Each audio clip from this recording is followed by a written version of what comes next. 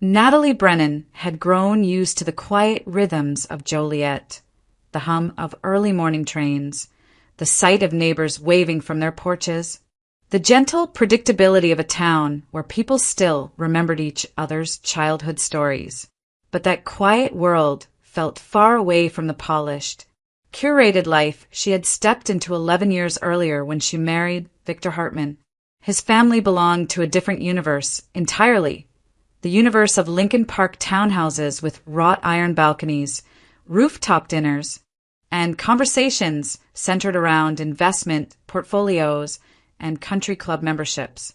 Natalie had learned to move between the two worlds, though she never truly felt at home in the one she lived in now. From the outside, her marriage appeared solid, successful husband, beautiful home, well-connected in all the right circles. But Natalie had lived long enough inside that facade to sense the tension beneath it, a subtle tightness that had woven itself through her days like an invisible thread. It was in the way Victor's voice sharpened when she mentioned her parents, in the way Judith, his mother, found polite ways to remind Natalie that she married up. It was also in the way Natalie herself had learned to shrink her reactions, smoothing the air before it rippled, swallowing hurt before it became visible. As Victor's birthday approached, she threw herself into planning the celebration he wanted, something worthy of the Hartman name, as Judith liked to say. The guest list read like a corporate directory: business partners, attorneys, old clients, friends from the Gold Coast social circle. Natalie handled the logistics quietly and efficiently. She arranged the private chef, the catering team, the rooftop lighting, the string quartet for the early hours, and the DJ for the later ones. All of it was polished, curated, perfect. One evening, as she and Victor reviewed the seating chart at the dining table, the atmosphere shifted. He leaned back in his chair, scanning the list with a faint smirk. "Your parents. Are you sure this is the kind of event they'll be comfortable at?" His tone was casual, but the implication wasn't. "I mean, this crowd might be a bit different from what they're used to." The comment landed like a small stone in Natalie's stomach. Familiar, predictable, and quietly painful. She kept her expression neutral, the way she had learned to over the years. "They'll be fine," she said softly. Victor shrugged, unconvinced. "Just don't want them to feel out of place. It's a very sophisticated group."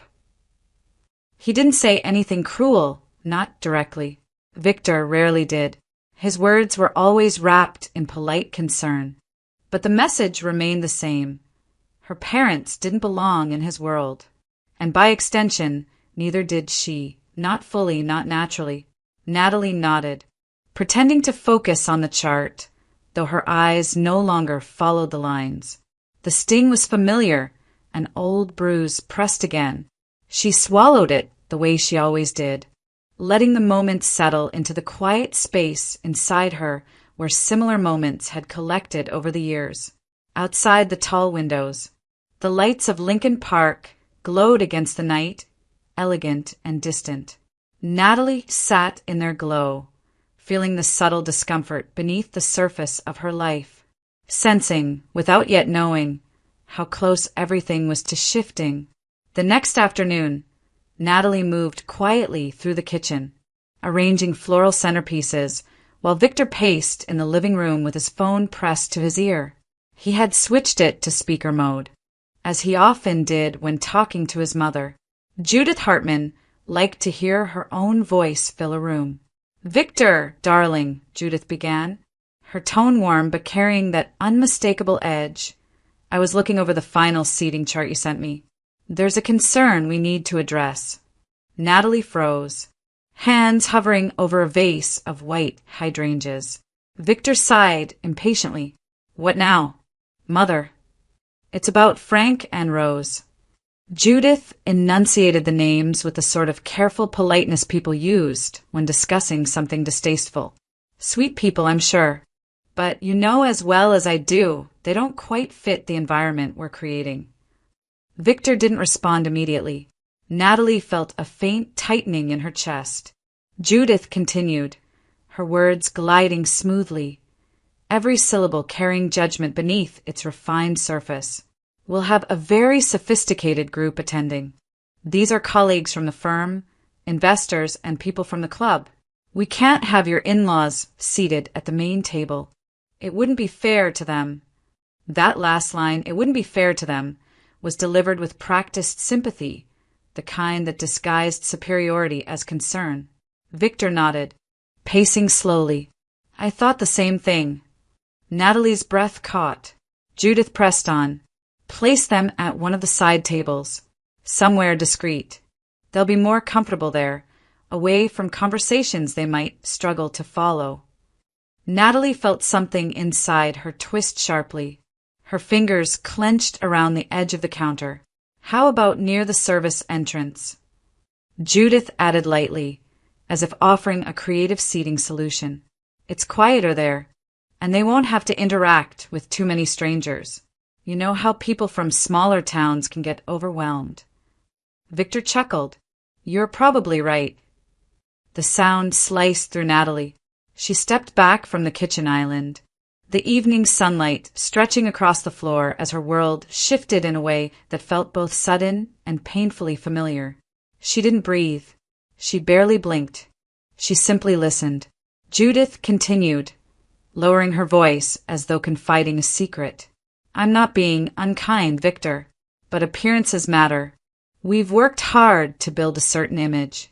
It only takes one awkward moment from less refined guests to sour the atmosphere. Less refined. She meant Frank and Rose. She meant her parents. Natalie's heart thudded, slow and heavy. Victor exhaled. "Okay, Mother. I'll move them." "Good," Judith said, satisfaction smoothing her tone. "It's for the best for everyone." The call ended. Victor placed his phone on the counter, completely unaware that Natalie had heard every word. She stayed in the doorway, hands trembling slightly, her expression blank and quiet. But inside, something fractured, small but undeniable. A thin crack running through years of swallowed hurt, ignored insults and careful silences. For the first time, the shame didn't just sting. It burned, and it stayed. Rose called just as Natalie was finishing the last set of RSVPs. Her mother's name lit up the screen, and for a moment Natalie considered letting it ring, afraid her voice might crack after everything she'd overheard the day before. But she answered, steadying herself. "Hi. Mom," she said softly. Rose's voice came through small and hesitant, the way it sometimes sounded when she was trying to protect someone else's feelings. "Honey, I was just calling to ask about the party. I know it's important. Just a long pause. I'm worried I won't have anything appropriate to wear." Natalie straightened in her chair. "Mom, it's just a birthday dinner." Rose gave a weak laugh. "Not with people like the Hartmans, it isn't. That's not a dinner. That's a big event. And your father and I, well, we don't exactly have closets full of fancy things." Her voice grew smaller. "I don't want to bring the room down." The words hit Natalie like a punch she didn't see coming. Her mother wasn't dramatic. She wasn't insecure by nature. Rose Brennan was steady and practical. Someone who made do. Someone who never asked for more than she needed. Hearing shame in her voice felt wrong in every way. "Mom," Natalie whispered, "you're not going to embarrass anyone." But Rose wasn't convinced. "Maybe we should sit this one out. We can celebrate with you another day. I don't want to make things difficult for you or Victor. These kinds of people notice everything. And your father, well, he still only has that old sport coat he likes." Natalie pressed a hand to her forehead as guilt swelled through her chest, thick, heavy, suffocating. Her parents had never judged her choices. They had never talked down to her for marrying into a wealthier world. They had simply tried to fit into it because it mattered to her. And here they were, thinking they weren't good enough for a birthday dinner. A tear slipped down the side of Natalie's face before she could catch it. "Mom," she said firmly, "I'm coming to Joliet this weekend. We're going shopping. All of us. Oh, no, sweetheart, you don't need to spend money on. I want to. Natalie cut in gently. And it's not about money. I want you to feel comfortable. Please. A long silence. Then Rose exhaled shakily. Okay, if you really think we should. I do, Natalie said, smiling into the phone even though her heart ached. We'll make a day of it. That Saturday, she drove to Joliet, and the three of them, Natalie, Rose, and Frank, walked through a boutique off Michigan Avenue, surrounded by warm lighting, soft music, and clothing Rose kept touching like she wasn't sure she was allowed. Frank stood awkwardly by the dressing rooms, arms crossed, looking both proud and uncomfortable. Rose emerged in a deep blue dress with a fitted waist and soft sleeves. It wasn't flashy, just elegant. She stared at herself in the mirror, stunned. I don't look like me, she whispered. Natalie hugged her. You look like exactly who you are. For a brief, precious moment, the world felt warm again. Safe, simple, the way it used to be. But beneath that warmth, tension pulsed, quiet, rising, inevitable. Because Natalie knew what waited for them in Lincoln Park. And no matter how beautiful the dress was, it wouldn't shield her mother from the eyes that had already decided she didn't belong. Frank and Rose Brennan arrived just after the first wave of guests, pulling up in their modest sedan outside the Hartmans' Lincoln Park townhouse. The evening light softened the brick facade, the kind of glow that made everything look touched by money. Natalie stood near the entrance, smoothing the front of her dress, forcing her breath steady. She wasn't nervous about her parents. She was nervous about how the Hartmans would react to them. But when her parents stepped out of the car, she felt something loosen inside her. Rose looked lovely in the deep blue dress they had chosen together, her hair styled softly around her face. Frank wore a tailored gray suit that fit better than anything he'd owned in decades, shoulders straight, chin lifted. They looked polished, elegant even, not because they were trying to be something they weren't, but because they had allowed themselves, for once, to feel deserving of the moment. Natalie walked toward them, smiling. You both look incredible. Frank grunted playfully. Your mother made me practice breathing in this thing. Rose swatted his arm, cheeks flushing. We're very excited, sweetheart. Inside, the party was already buzzing. Laughter echoed across the high ceilings. Guests carrying cocktails and conversations with the comfort of people used to being in the right rooms.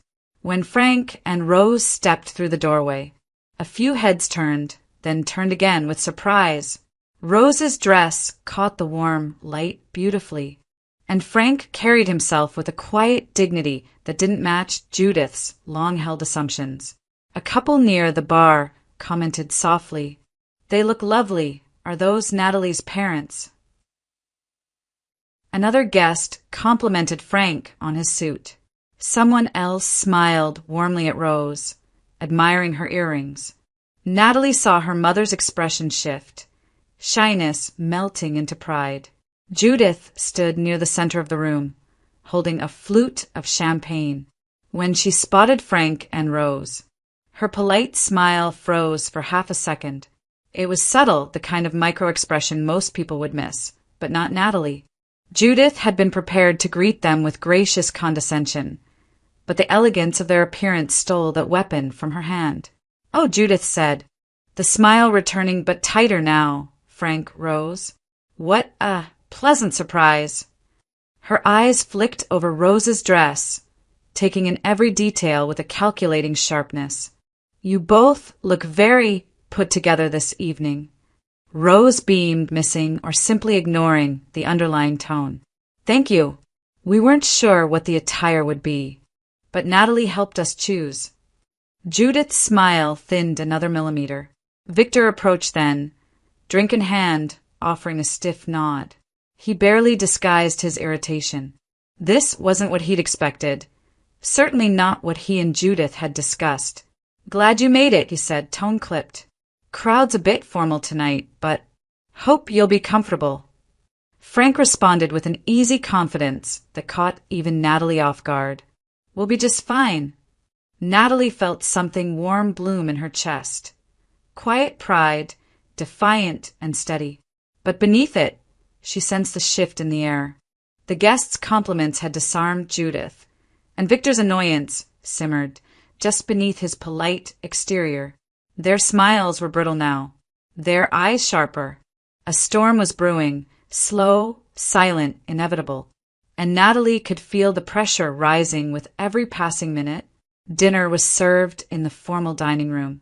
The kind Judith loved to show off. Crystal stemware arranged with mathematical precision, tall candles casting flattering shadows, linen napkins folded in crisp angles. The guests settled into their seats, conversations softening into the polished hum of wealth and familiarity. Frank and Rose sat near Natalie, looking slightly overwhelmed but doing their best to blend in. Judith claimed her place at the head of the table, a hostess in full performance mode. Her smile glimmered, her tone warm, but her eyes were already assessing Rose with open calculation. Natalie felt her stomach knot. "So, Rose," Judith began lightly, cutting into her salad, "what a lovely shade of blue your dress is. Very bold for an evening event." Rose blinked, uncertain. "Oh, thank you. Natalie helped me pick it." Judith nodded, lips pursed. "It's quite brave. Not everyone can pull off that kind of color. It tends to draw attention." Across the table, a couple exchanged a quick glance. Natalie felt heat rise behind her ribs. A moment later, Judith tilted her head, studying Rose's hairstyle. "Did you have it done locally in Joliet?" "It's charming. Very. Natural." The word natural landed, like a pebble dropped in a glass of water, soft but jarring. Rose flushed and smoothed a hand over her hair. Frank's jaw tightened. Natalie forced a smile, hoping to derail the conversation. "The stylist did a wonderful job, Mom." But Judith wasn't finished. "And tell me," she continued, "your family's been in Joliet for how long? Generations, I assume." Rose nodded slowly. "Yes, my parents and grandparents both lived." "Of course," Judith cut in, smiling sweetly. "Such a simple, grounded life. I envy that sometimes." She dabbed at her lips with her napkin. "Some people thrive in smaller communities. Less pressure, fewer expectations." The table fell quiet. Even the server paused, eyes flicking nervously to the guests. Natalie stared at her plate, pulse pounding in her ears. She wanted to speak, to shield her mother, but the words lodged in her throat. The performance was too smooth, too practiced. Judith's talent for patronizing remarks disguised as compliments had always been difficult to battle directly. Rose reached for her wineglass, hands trembling ever so slightly. "We're very proud of where we come from," she managed. "It's home." "Of course it is," Judith said, smiling wide. "People from towns like that usually are." The insult was nearly invisible, wrapped in silk, but everyone at the table heard it. A few guests shifted uncomfortably in their seats. Then it happened. As Rose set the glass down, her hand slipped just enough that a small splash of red wine jumped over the rim and dotted the white tablecloth. The stain spread instantly, bright, unmistakable. Rose gasped softly. "Oh, I'm so sorry," Victor reacted before anyone else could. His chair scraped sharply against the floor as he stood, voice cracking through the room like a whip. "For God's sake, Rose, can you not go one evening without making a mess?" The entire table fell silent. Rose froze, her face draining of color. Victor continued, shaking his head in disgust. "This is exactly why we tried to keep things simple. This is a formal event, not a backyard barbecue." A couple of guests looked down, mortified. One woman reached for her water glass as if to hide behind it. Judith didn't say a word. Her expression was a mask of polished neutrality, but her eyes glittered. Natalie felt her heart collapse inside her chest. She had endured Countless small humiliations, subtle disrespect, sharp remarks meant to keep her in her place. But seeing her mother, gentle, soft-spoken Rose, shamed publicly, harshly for something so small, something inside Natalie snapped. She reached for her mother's hand beneath the table, gripping it tightly as Rose trembled. The candles flickered, the room seemed to tilt. And Natalie knew, without needing anyone to tell her, that nothing about her life would remain the same after this moment. This was the breaking point. The party carried on as though nothing had happened. Laughter rose from the far end of the room. Clinking glasses punctuated the music drifting in from the patio, and servers moved gracefully between guests. But at the center of the noise, Natalie sat stiffly beside her mother, still holding Rose's trembling hand under the table. Her pulse throbbed in her throat, anger and humiliation warring inside her. Then her phone buzzed. Once, twice, 3 times in urgent succession. She slipped it from her clutch, glancing discreetly at the screen. "Mark, dispatch supervisor, we've got a situation. Call ASAP. Container stuck in Cicero. Victor's contract shipment is about to collapse." Natalie's breath caught. Her father's logistics company handled several of Victor's major deliveries for the quarter. If something was stuck, delayed, or blocked, the domino effect would hit fast: penalties, lost clients, reputation damage. She rose from the table, quietly. "I'll be right back," she whispered to Rose, giving her hand one last squeeze. Victor noticed her stand, but didn't bother asking why. He was too busy recounting one of his firm's heroic deals to a group of executives, glass raised like a trophy. Natalie stepped into the hallway, away from the chandelier glow and curated laughter. She moved toward the quieter back staircase, phone pressed to her ear. "What happened?" she asked, voice low. Mark exhaled sharply. "The Cicero yard had a mechanical breakdown. The whole lane is blocked. Victor's shipment is trapped behind 2 dead trailers. If we don't get it out tonight, his client is pulling the contract." Natalie closed her eyes. "Okay, tell me what we're working with."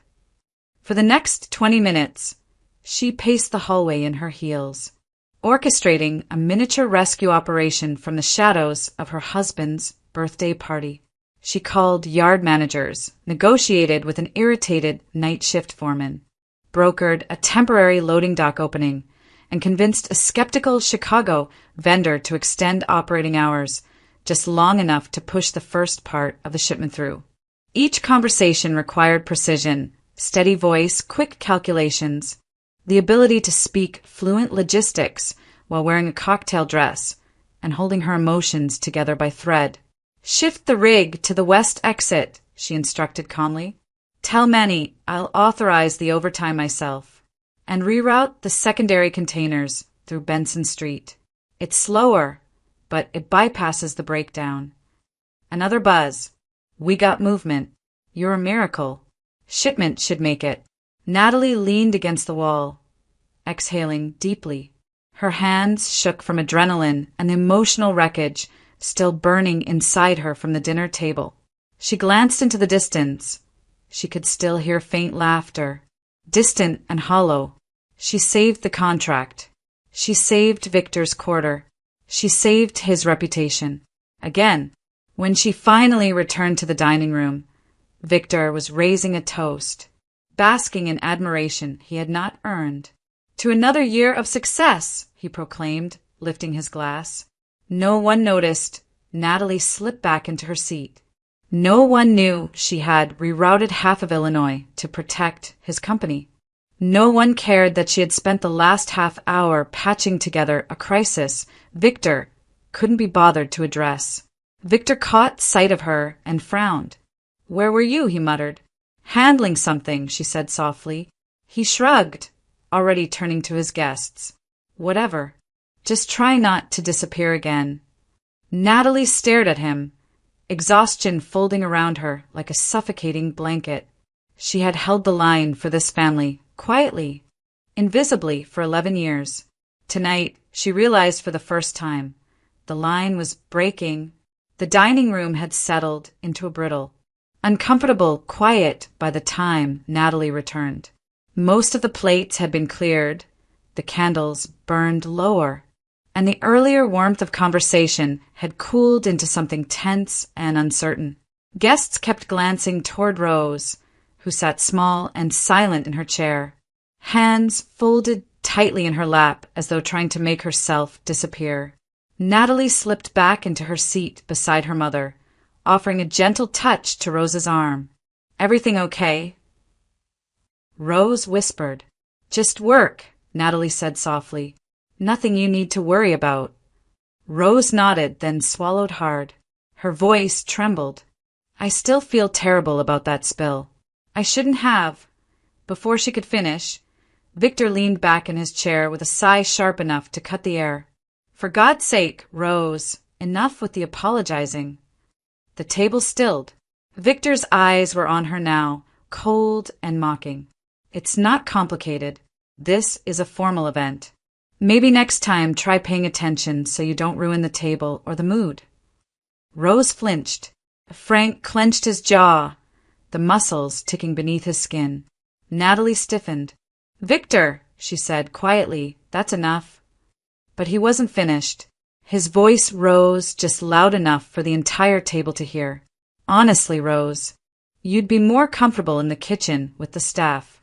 Isn't that more your speed?" A collective gasp rippled across the room. A fork clattered onto a plate somewhere down the table. One woman covered her mouth. Another stared rigidly at her napkin, horrified. Even the servers froze, unsure whether to keep moving or disappear altogether. Judith didn't freeze. She nodded once, slow, approving, her lips curving into a satisfied, poisonous smile. Rose's eyes filled instantly, the tears gathering but not yet falling. She tried to blink them back, to protect her dignity, but the hurt was too deep, too sudden. Her voice quivered when she whispered, "I didn't mean any harm." Victor shrugged. "Intent doesn't matter when you don't belong in rooms like this." Frank pushed his chair back, slightly, his anger barely contained.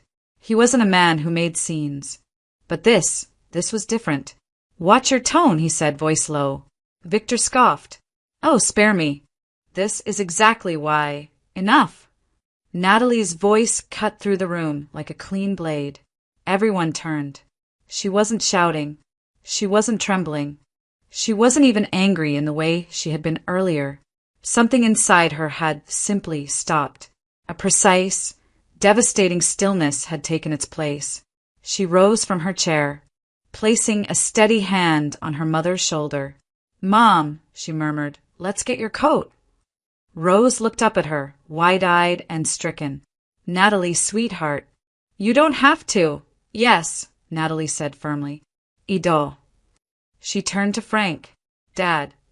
Frank stood immediately. "No hesitation. No apology." Natalie moved around the table with her parents in tow, ignoring the stunned faces watching them. Rose wiped at her tears, Frank's arm securing around her shoulders as though shielding her from the entire room. As Natalie reached the doorway, she stopped, not for Victor's sake, but for her own. Victor stood rigidly, face flushed with annoyance. "You're leaving? In the middle of my party."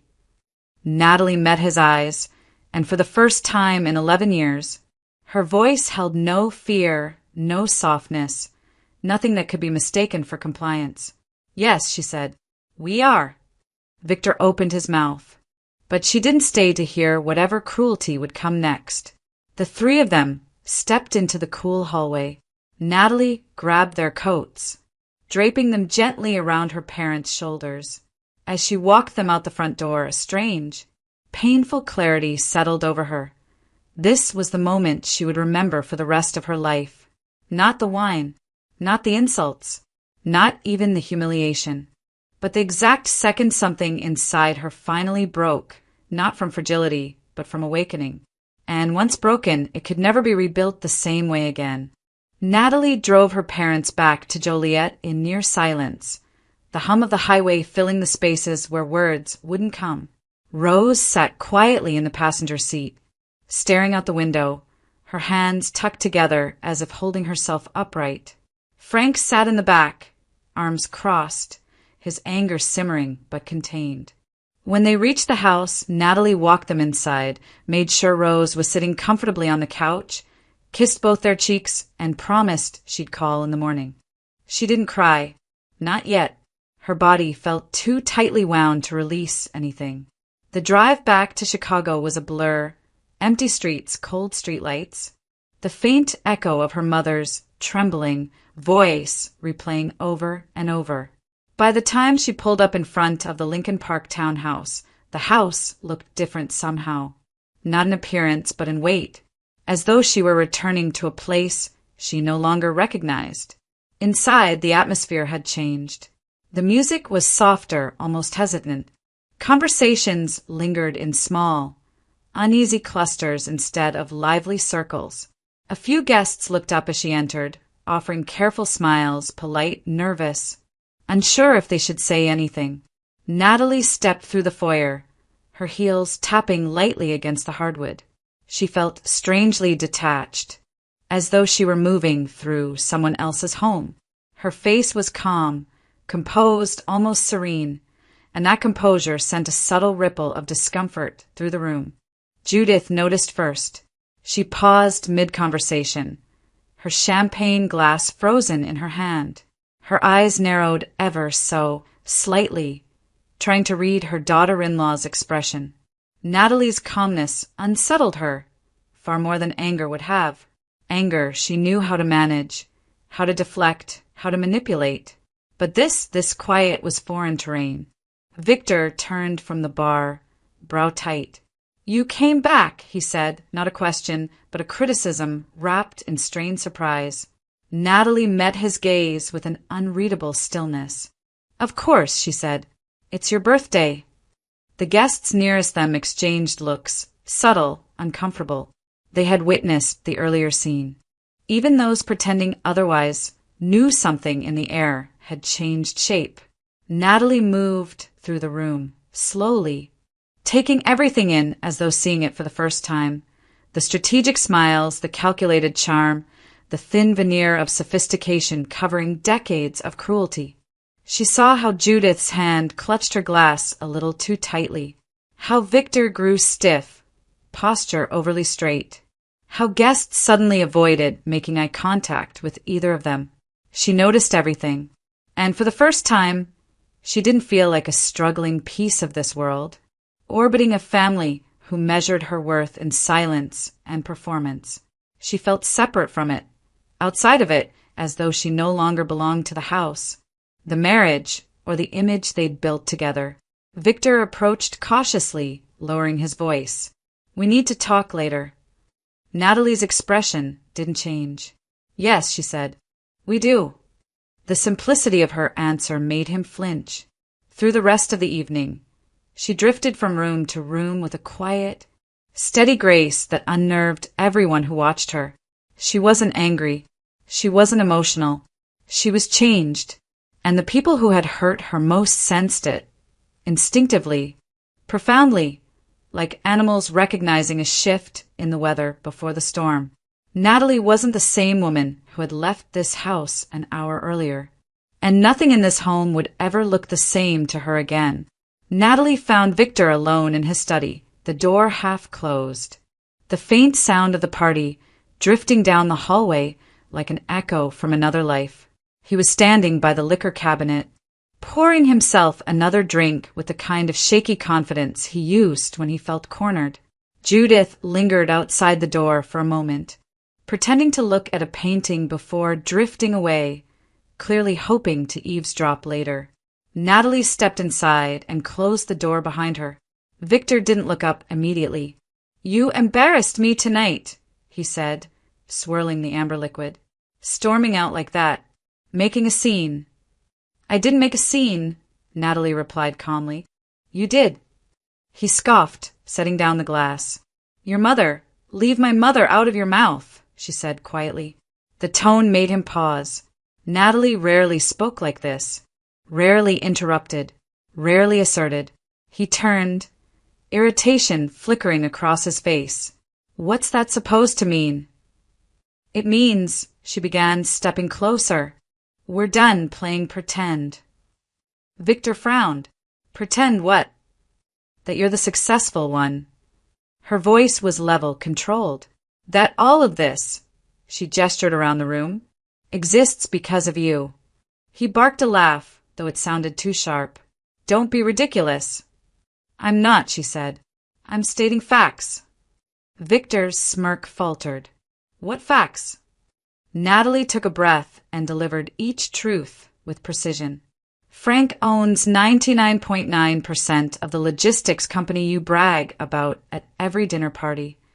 She didn't raise her voice, didn't blink. Your father-in-law built it. You're an employee, not an owner. Victor froze. Natalie continued. This house? Our beautiful Lincoln Park home. She tilted her head. Legally. It's my father's investment property. He holds the deed. You don't own a single brick. Victor's jaw dropped open, anger and panic battling behind his eyes. And that luxury car you parade around town, she added, leased through the business. Not yours either. His face went pale. How do you know all this? Because I handled the paperwork. I've handled everything for years. Victor sputtered. That doesn't mean anything. It means, she said evenly, your entire lifestyle is borrowed, rented, gifted. None of it is yours. He stepped toward her, voice rising. My mother. Yes, Natalie cut in. Let's talk about her too. Victor stiffened. Judith didn't sell her home to help you, she said. She's been telling that story for years. But the truth is she upgraded to a bigger condo in River North and kept her equity intact. That's not. She didn't sacrifice anything. She just wanted people to believe she did. Victor stared at her as though seeing her properly for the first time. Natalie wasn't finished. You've taken out personal loans under the guise of company expansion. You've misused business funds. You've used my father's accounts to elevate yourself socially, all while insulting him behind closed doors. Victor's face reddened. You don't understand the complexities. No, she said.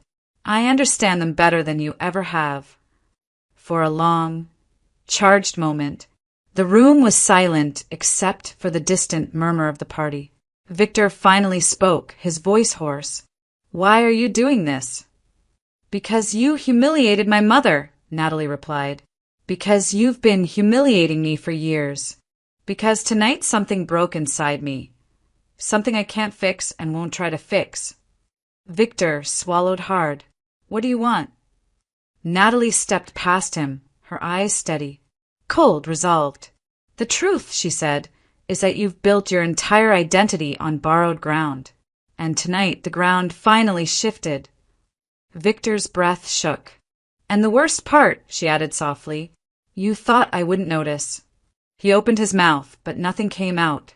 Natalie reached the door, her hand on the knob. The facade is crumbling, Victor, and I'm not going to hold it up for you anymore.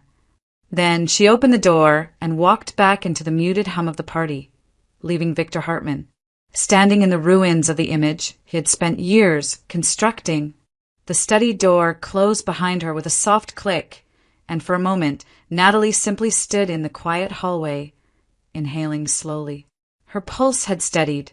Her mind, once tangled with hurt and doubt, now felt sharp, cold, clear, focused in a way she hadn't experienced in years.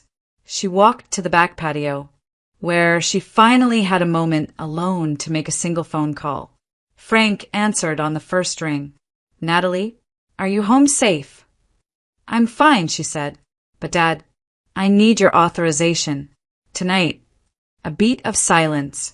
Then Frank's voice shifted, steady, decisive. Go ahead.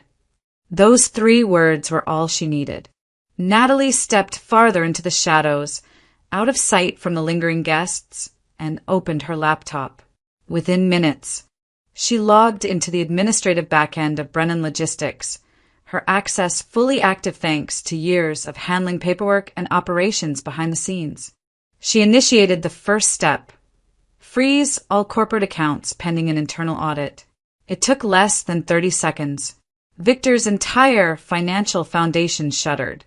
Next, she launched a forensic audit, comprehensive, invasive, unavoidable. It flagged everything automatically. Routing numbers tied to shell vendors Victor had invented, personal charges disguised as client entertainment, lease payments mislabeled as equipment upgrades, duplicate invoices designed to siphon small amounts each month. It was all there, a trail of carelessness and arrogance. Natalie clicked authorize. The system began generating audit alerts in real time, red markers flooding the screen. Then she called Arthur, the company's longtime financial attorney and Frank's trusted advisor. "Arthur," she said, voice steady, "proceed with full compliance protocols.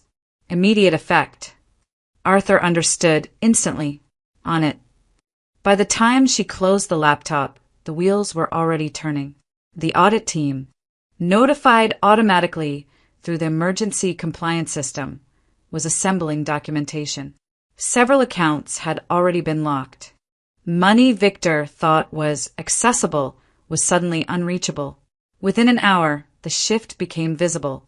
Victor emerged from the study, trying to rejoin the party, but his phone buzzed repeatedly. He checked it once, twice, then again, more frantic each time. Confusion twisted into alarm. He stepped aside, muttering, "What the hell?" Another alert. Another frozen account. Natalie watched him from across the living room. He tried logging into the business line of credit. Access denied. He checked the corporate card. Transaction declined. He tried messaging Arthur. No answer. Judith drifted to his side. "Victor? What's wrong?" "I don't know," he said, voice tight. "Something's happening with the company accounts. I can't access anything." Judith frowned, her carefully curated world beginning to wobble. "Call the bank." "I did." His voice cracked. "They said there's a compliance hold." "That doesn't make any sense." Natalie approached slowly, her steps quiet but purposeful. "Everything okay?" she asked, her tone perfectly calm. Victor spun to her, face pale. "Did your father do something?" "The accounts are frozen. The entire system is. It's a forensic audit," Natalie said softly. Victor's mouth fell open. "What?" She held his gaze without blinking. "Routine when irregularities appear. Shell vendors. Duplicate invoices. Misuse of corporate funds." Judith stiffened. "Are you accusing my son of—" "No," Natalie said, her voice cool as steel. "I'm stating the findings." Victor's phone buzzed again. This time he didn't look. Judith's eyes darted between them, panic creeping into her perfectly powdered expression. "This can't be happening. This can't. Frank can't just—" "He can," Natalie said. "And he did." Judith's mask faltered entirely then, her composure cracking. "You don't understand what this will do to Victor, to our name." Natalie tilted her head. "Your name will survive honesty." Victor staggered back a step, gripping the edge of the bar cart. "Nat, please. You can fix this. You always fix things." For years. She had. Tonight she didn't. Natalie looked at him, not with anger, not even with sorrow, but with a quiet finality that settled deep into the room like winter air. "I'm done fixing what you break," she said. In the span of a single evening, the entire Hartman world, built on image and borrowed wealth, had begun to collapse, and Natalie was the one pulling the curtain back. The next morning, Natalie drove to Joliet alone. The sky was a muted gray, the kind that made everything look heavier, quieter, more inevitable. She parked outside her father's office, a sturdy brick building that had never pretended to be anything grander than what it was. Honest, functional, real. Inside, the air felt charged. Frank stood near the conference room window, arms crossed, jaw set, Across from him sat 3 auditors, folders stacked neatly before them, screens open, evidence already arranged in chronological order. The gravity in the room was unmistakable, a kind of stillness that precedes a storm. Victor arrived 15 minutes late. He walked in with Judith at his side, both of them carrying the frantic, brittle energy of people who had barely slept. Victor's shirt was wrinkled, his tie crooked. Judith looked as though she'd aged a decade overnight. Her eyes, usually sharp and polished, were glossy with panic. "Natalie," Victor breathed, as if her presence might save him. "You didn't have to bring this here. We could have talked. This is the talk," Natalie said quietly. Frank gestured to the table. "Seat." Victor swallowed hard and took a seat. Judith hovered beside him, clutching her handbag with white knuckles. The lead auditor opened a folder. "Mr. Hartman, we've reviewed 6 months of transactions. Several items require explanation." Victor attempted a confident smile, but it twitched at the edges. "There must be some mistake." "There isn't," the auditor said, sliding forward a printed sheet. "Here are the shell vendor payments made to non-existent service providers." Another sheet. "And here are personal charges billed as corporate expenses, clothing, entertainment, hotels, luxury dining." Another. "Here is the misuse of credit lines tied to the company-owned logistics fleet." Each document landed like a blow. Judith's breath hitched with every page. Victor's composure cracked. This doesn't mean embezzlement. I was going to pay it back." Frank stepped forward, voice low and controlled. "You didn't have permission to use company funds. Not $1 of this is yours." Victor looked up at him, pale and trembling. "Frank, please. I've been good to your daughter." Natalie's voice cut cleanly across the room.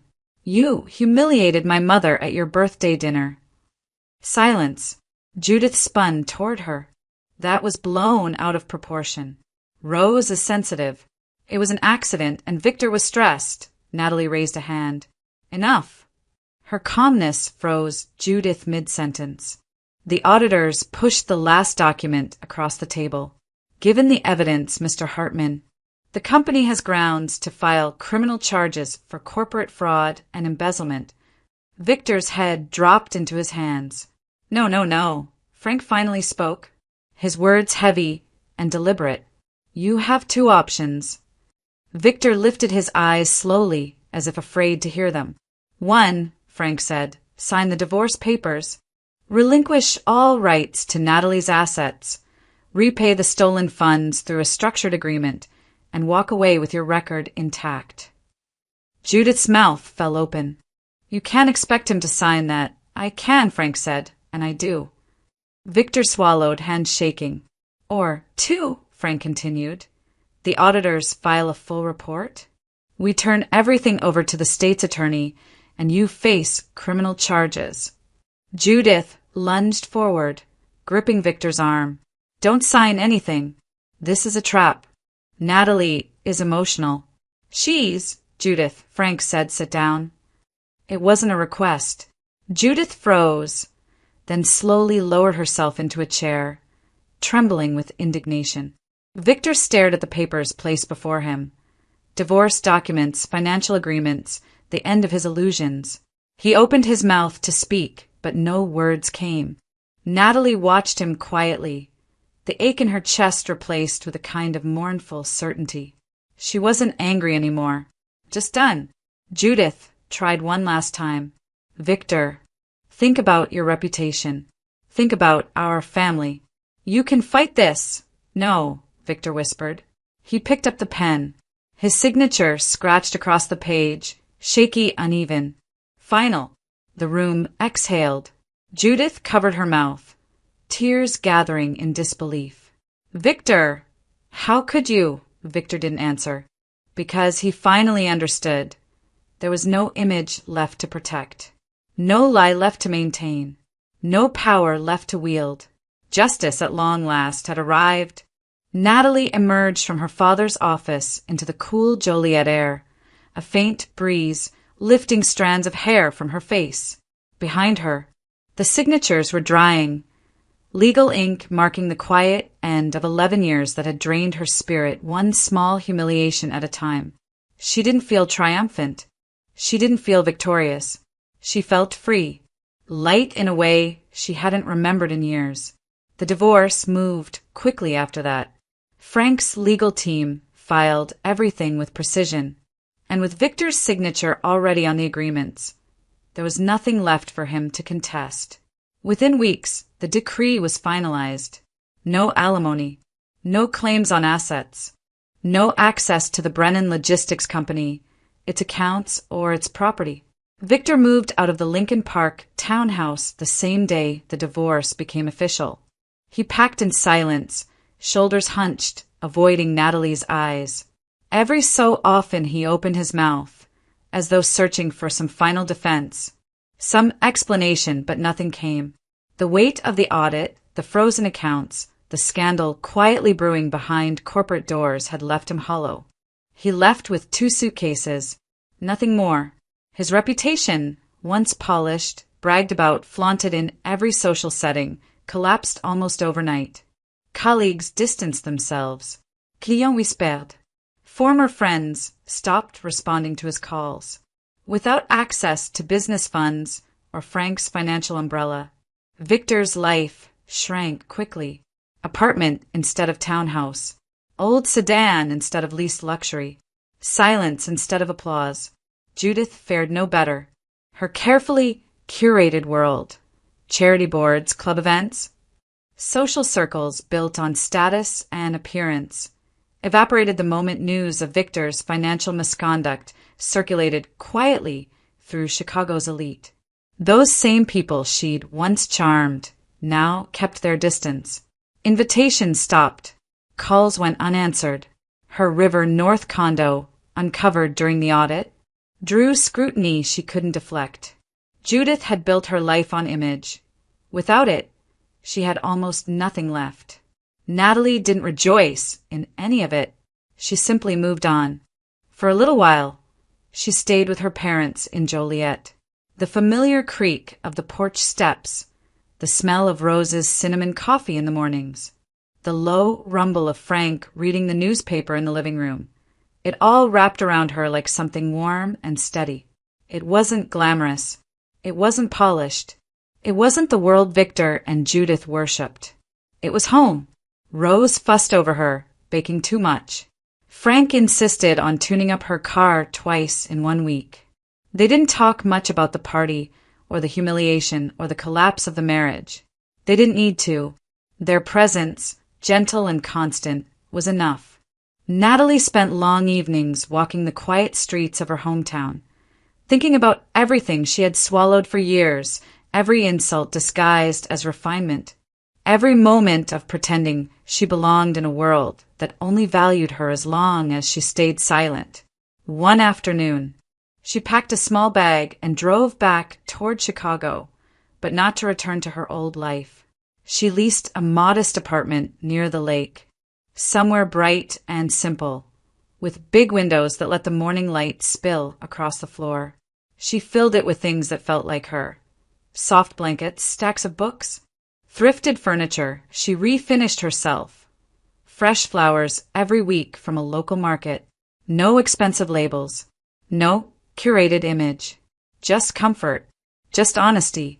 She took on a consulting role with her father's company, not out of obligation, but because she was good at it. She spent weekends visiting her parents, sometimes helping her mom choose vegetables at the farmer's market, sometimes just sitting on the porch with her dad in comfortable silence. Every piece of her life from this point forward was chosen, not inherited, not expected, not demanded. Chosen. One evening, as she stood on her apartment balcony overlooking the lake, she realized something profound. Revenge had never interested her. Justice had come and gone. Noise had faded. What remained was hers, quiet, steady, dignified. Natalie didn't slam doors or raise her voice or revel in Victor's downfall. She simply walked away from the wreckage of a life built on borrowed ground and into one she shaped with her own hands. And in that quiet, uncomplicated freedom, she found the beginning of everything she'd been missing.